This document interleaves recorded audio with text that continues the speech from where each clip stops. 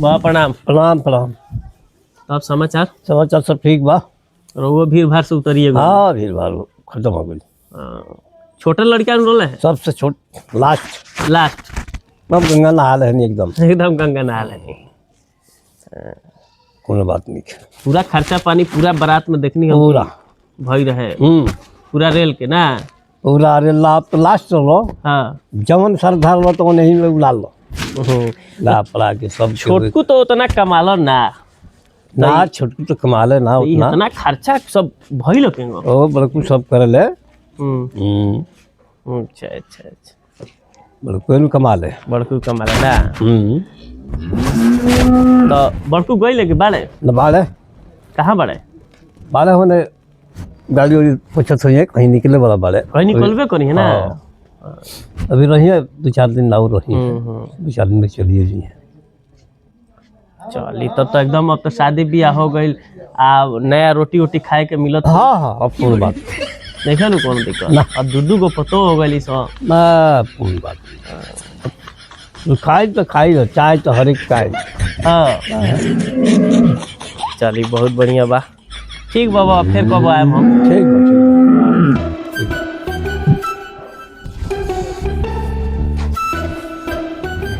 काल बा भैया ए ठीक बा बोला बड़ा एकदम गाड़ी पूछा था का समाचार जाए करोला बरहरिया। हाँ तनी एगो काम पड़ल बा। अब बाहर कब जाए के बा बाहर 2-3 दिन में जाए के बा निकले के चल बा। जाए के बा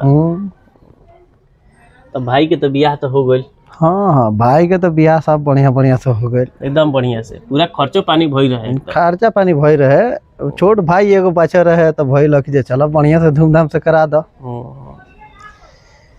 तब और सब बढ़िया बानू घर में कोनो दिक्कत उक्कत और सब तो सब ठीके ठाक बा हो। का दिक्कत वे तनी से थी तनी मुनी उतना होत रहेला हर घरवे के बात बा।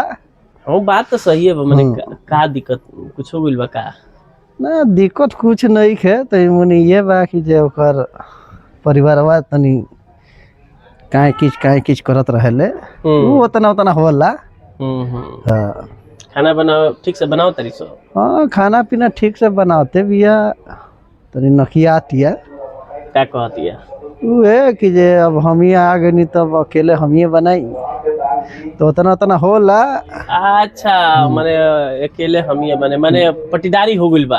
हाँ तनी मुनी होला उतना उतना मर देते 1 महीना बियाह भइला ना भइल बताओ तार मेहरारू इतना दिन से बना के छोटकुओं के खिलस तारा खिलस पूरा घर के बताओ कि बना के खियावे सब लोग के देख रेख मान लो 10 साल से उहे नु करत रहल हैं 10 साल से तोहरे में ना सब करत रहल तो 1 महीना में पटीदारी कर लागल। अब का करबा हो छोट बिया कुछ बोललो पार ना लगेला तो भईवा से कुछ ना कल भईवा से का कहीं भईवो तो उहे बा ओकरो बुझाई थी बतियत तो कोनो बाते ना रहल। पहले तो भईवा तो तार बात मानत ल पहले बातचीत मानत रहल लेकिन अब शादी बियाह हो गेल अब केहू पे अख्तियार बा।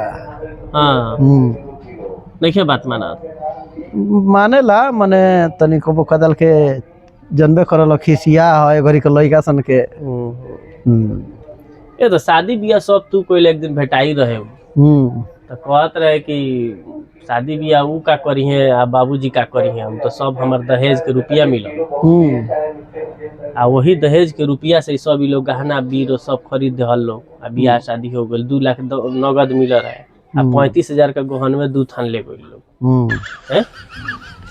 तो उ लोग का करी लोग तो सब हमरे दहेज मिलल वही पैसा से बियाह कर दहल भले फेंकत होके लोग कि भाई हम छोट भाई के बियाह कनी मने तू देखल नु कि 2 लाख में बियाह भइल ना खर्चा तो बहुत रहे 8-10 लाख रुपया खर्चा भइल।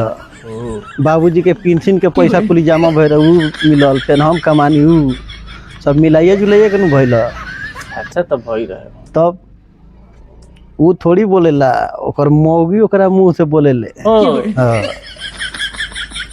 1 महीना में बियाह शादी में ई दशा हो गई बताओ अभी पूरा लंबा जीवन तार लोग के बात नहीं चली मर्दे।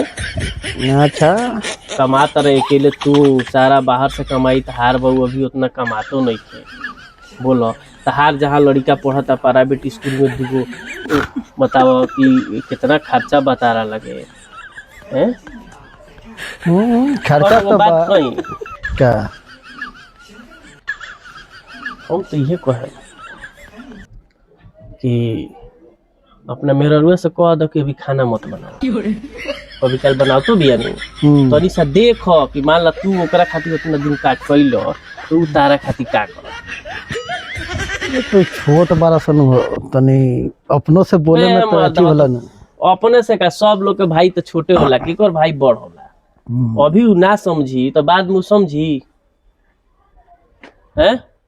बात तो ठीक है कहता रह, लेकिन ज्यादा अगर तीर बीर करे तो ओकरा के कहिए कि ते अपन अलग बनाओ खा। देखो ना टेकुआ खानी सुधर जाता कि ना, जहाँ जे कहला है खाली कि टेकुआ खानी सुधर जाए। कैसे अब कहाँ से कमा के लिए उसे कमा के लिए बात सही बा, लेकिन कि भैया के साथ रह जाओ।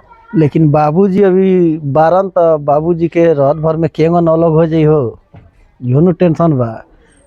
बाबूजी यो का कहियन तो एक दिन ऐसा टाइम आई नु कि तारा मेहरुए से अपना अलग होके के पड़ी। मान ला कि ओकरे साथे खाना ना बनाई पड़ीदारी करी तो तार मेहरुए कही कि अब काम कर कि तू ही अब तब रह एक में हम जाता नहीं। अब तो तारा भाइये जब तारा प्यारा बा तो तू भाइये के साथे रह। बात तो तार ठीक है बा। अब अपन मेहरारू के बाल बच्चा के नानी छोड़ देबो। हम ही नहीं कहत भाई भाई तार एक साथ रहल लोग अभियो से सुधर जाओ तो ठीक बा।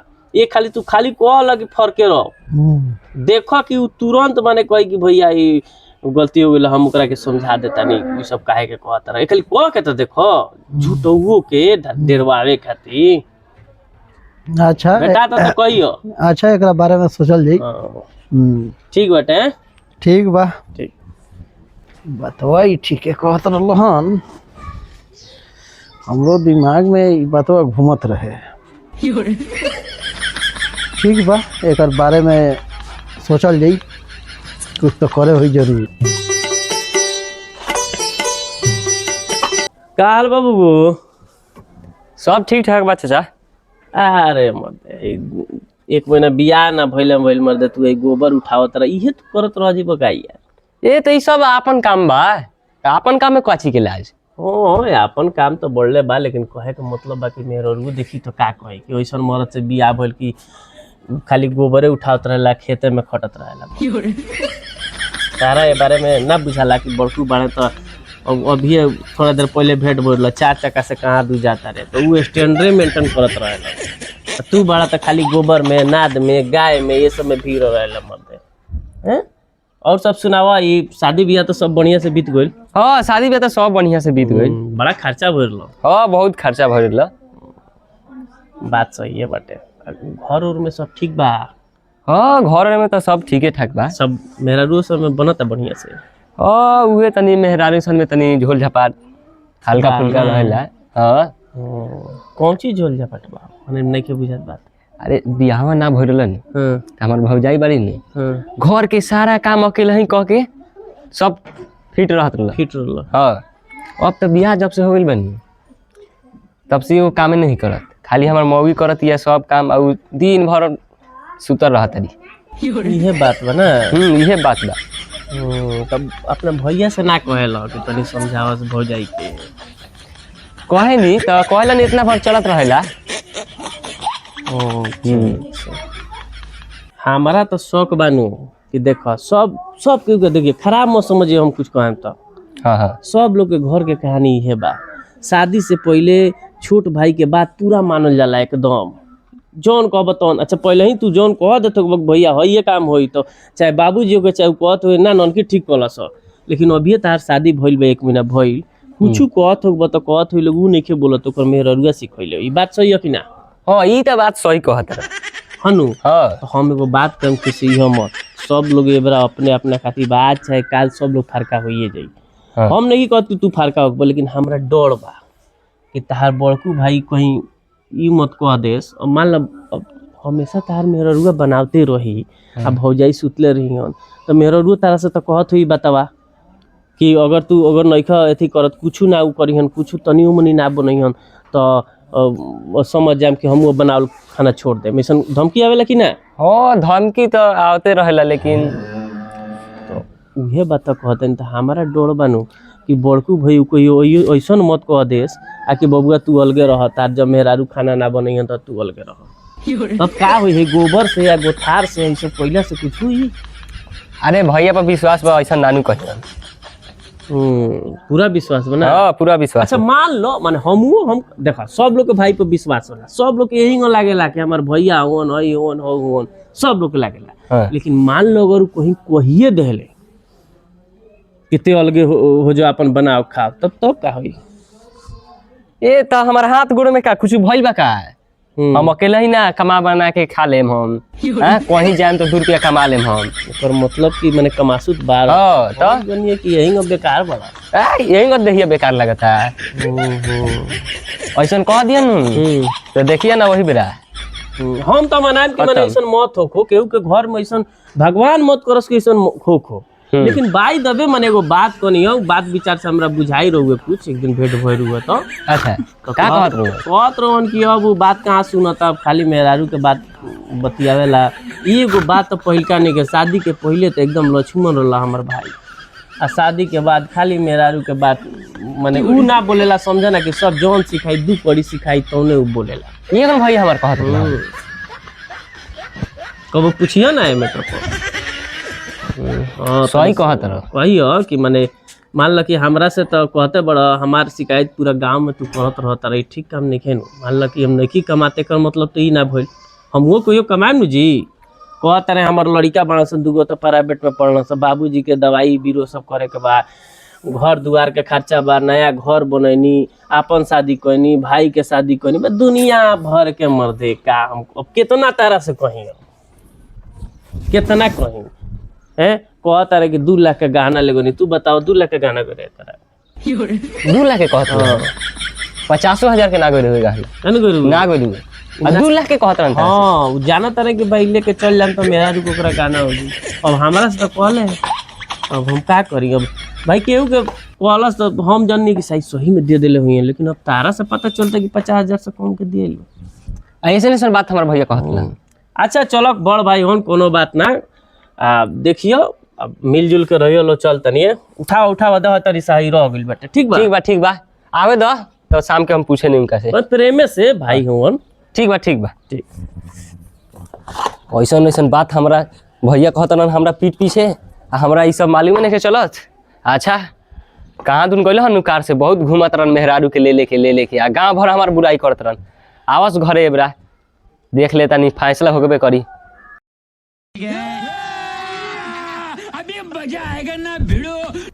अभी तनी सुनबा ने का भइल बोल। कहता नहीं कि कमाता रह गर्मी दिखावत रह। गर्मी दिखाता नहीं? हाँ। गर्मी काची के दिखाता नहीं रे? 50,000 के गहना भेज देता रहा हमरा मेहरारू के, कहत रहा गाँव घूम के 2-2 लाख के गहना दिले बनी हम। अच्छा तेकर मतलब सही बात बा कि जे माने तोरो पर निकले लगल कि ना, तेहू बढ़ चढ़ के लगले बतियावे। काची बढ़ चल के बतियाओ तनी? बढ़ चढ़ के बतियात नहीं खुश काची बतियाओ तनी? हाँ ते गहना गुड़िया ई सब के बात का करत रे? 50,000 के भेजले बड़ा गाँव घूम के कहबा तो हम कहेम ना। 2 लाख के गहना हम कहता नहीं गाँव घूम के 50,000 के भेजले बनी। हाँ माने तोरो बढ़ चढ़ के बोली होए लगल। बढ़ चढ़ के बोला तनी? हाँ ठीक है बात बा कि जे बियाह हो जाए के बाद सब कोनो के नजर बदल जाला। हमार नजर बदल गइल बा? हाँ नजर बदल गइल बा। तेहू इतना बढ़ के हमरा से लगले बतियावे। बढ़ चढ़ के बतियाओ तनी हम। होश में रहल कर ना तो मार के एकदम थोबड़ा फाड़ देम हम तोर। मार देबा तू हमरा के? हाँ। मार देबा?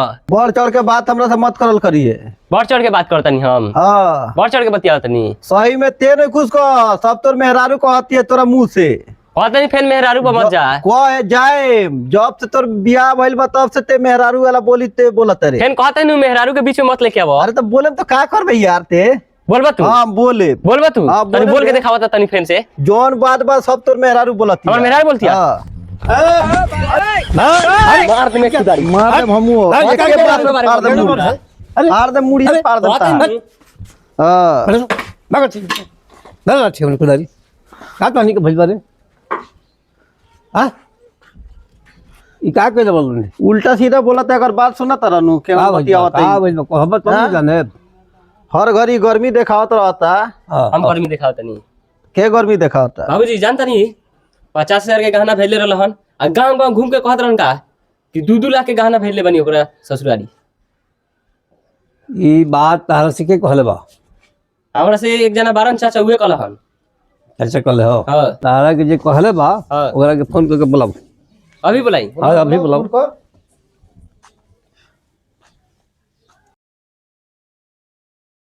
हेलो। हाँ हेलो। ए कहता नहीं तनी दुआरवा पहुंचते चाचा चाह पानी नाश्ता वास्ता हो जाई कुछ। अच्छा अच्छा, और सब ठीक बानू जी? एकदम सब एकदम ठीक ठाक बा। अच्छा आवा ना तनी चाह पानी हो जाई कुछ खाऊं के व्यवस्था बा। अच्छा ठीक बा, आओ तनी। हाँ ठीक बा बाबा। आओ तनी। फंस गया सीएम। अरे है बाबा ना बेटा लोग और हुआ एक आठा भूल बन लो हाँ, इक्वल है चाय पानी के दहतन की कोनो बात बका। हाँ कुछ बात बा का हो ये रहो। हाँ ये तो आई रुआ ना हमरा लगे खाली। अच्छा ये वाला बोले। हाँ हाँ तब सुनो नहीं ई काल हमरा लगे आई रहले हमरा से बतियोले। आ तार समाचार पूछले हम जे बाले होने गाड़ी पूछत रहे कहीं निकले वाला बोले। तार रह गई का कहले तू जानता रहो। अब तू बताओ जी का कहले। ए हमरा लगे ताई रहन तो कहत रहन छोटका के बारे में बतियावत रहन। हां हां कहत रहन कि ऐसे करता हेंगन कहता हमन कहता गांव में घूम घूम के। अच्छा ओकरा के अलग कर द। हां ये कहूं। हां तेको मतलब तो भईवा ठीके बा। हां कहो तारा से हमरा लगे आई रुआ का कहत ले। कहत रुआ कि बे हमर दे तार बड़का भाई बानू तार गांव में हेंग ना होंग ना कोइले रहत रहन। ए सुनो सुनो सुनो सुनो सुना ना आओ तारे काम आओ। अरे लोगे आओ घर पर वाला बड़े इनके की व्यवस्था हो इंगा ही है बा। हाँ ये भी बात है बड़े हल्का हल्का ये बाहर के काम करता रहे।